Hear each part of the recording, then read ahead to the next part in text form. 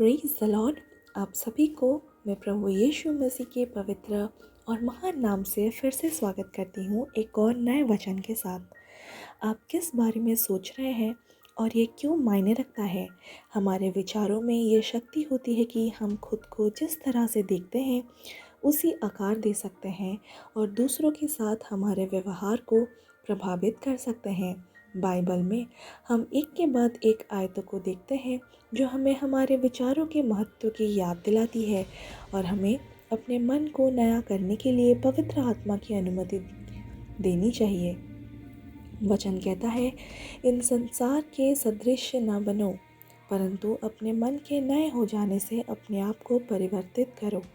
तब तुम परमेश्वर की इच्छा अर्थात उसकी भली, मन भावनी और सिद्ध इच्छा को परख कर जान सकोगे। हम उन तर्कों और हर दिखावे को नष्ट करते हैं जो परमेश्वर के ज्ञान के विरुद्ध खड़े होते हैं और हम हर विचार को बंदी बनाकर उसे मसीह के आज्ञाकारी बना देते हैं। उसके बजाय वे प्रभु की शिक्षा में खुशी पाते हैं और दिन रात उसी के बारे में सोचते हैं। सबसे अधिक अपने हृदय की रक्षा करो, क्योंकि ये तुम्हारे जीवन की दिशा निर्धारित करता है। अंत में हे भाइयों, जो बातें सत्य है और जो बातें आदरणीय है और जो बातें उचित है और जो बातें पवित्र है और जो बातें सुहावनी है और जो बातें सराहनीय है, अर्थात जो कोई सद्गुण और प्रशंसा की कोई बात है, उन्हीं पर ध्यान लगाया करो।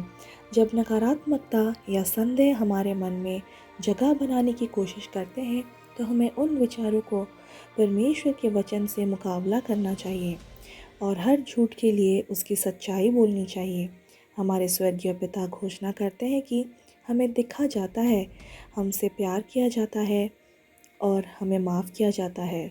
सच्ची आज़ादी पाने और अपने उद्देश्य पर चलने की कुंजी परमेश्वर के वचन के साथ अपने मन को नवीनीकृत करना है। वचन कहता है, क्योंकि तुम चुने हुए लोग हो, तुम राजपदधारी याजक, पवित्र जाति, परमेश्वर की नीच संपत्ति हो।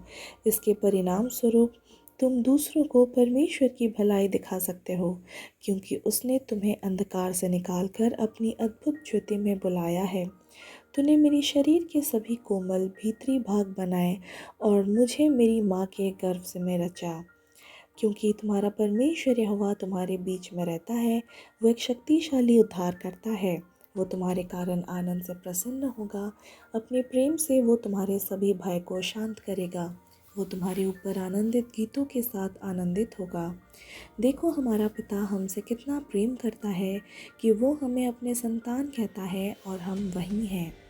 वह दयालुता और अनुग्रह में इतना धनी है कि उसने अपने पुत्र के लहू से हमारी स्वतंत्रता खरीदी और हमारे पापों को क्षमा किया। अब पुरानी सोच से आगे बढ़कर जीत की ओर बढ़ने का समय आ गया है।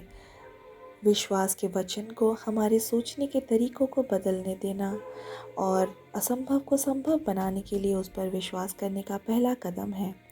उसकी सच्चाई के प्रकाश में नकारात्मकता और संदेह जीवित नहीं रह सकते। ईश्वर पहले से ही सब कुछ जानते और देखते हैं। बहाने और गलत आरोप कभी भी सच्चाई को नहीं छिपाती।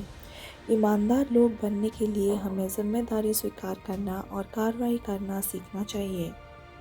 मसीह में अपनी पहचान जानना है हेरा फेरी के खिलाफ सबसे अच्छा जवाब है। जब नकारात्मक आवाज़ें परमेश्वर की सच्चाई को दबाने की कोशिश करती है तो हमें उसके वचन और हमारे बारे में उसके कहे अनुसार खड़े होना चाहिए। क्या आपने कभी अपने मन में किसी अपराध को बार बार दोहराया है?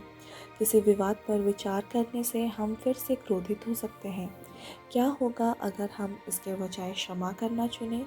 दूसरों पर ईश्वर की कृपा बरसाना ही सच्ची चंगाई और स्वतंत्रता का द्वार है।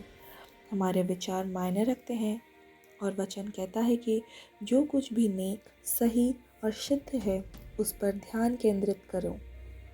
परमेश्वर की सच्चाई के साथ अपने मन को नवीनीकृत करना स्वतंत्रता और उद्देश्य पाने की कुंजी है। Praise the Lord, hallelujah. अगर हम अपने मन को नवीनीकृत करते हैं परमेश्वर में, यीशु मसीह में, तो हमारे जीवन का उद्देश्य वो प्रकट करता है। आमीन।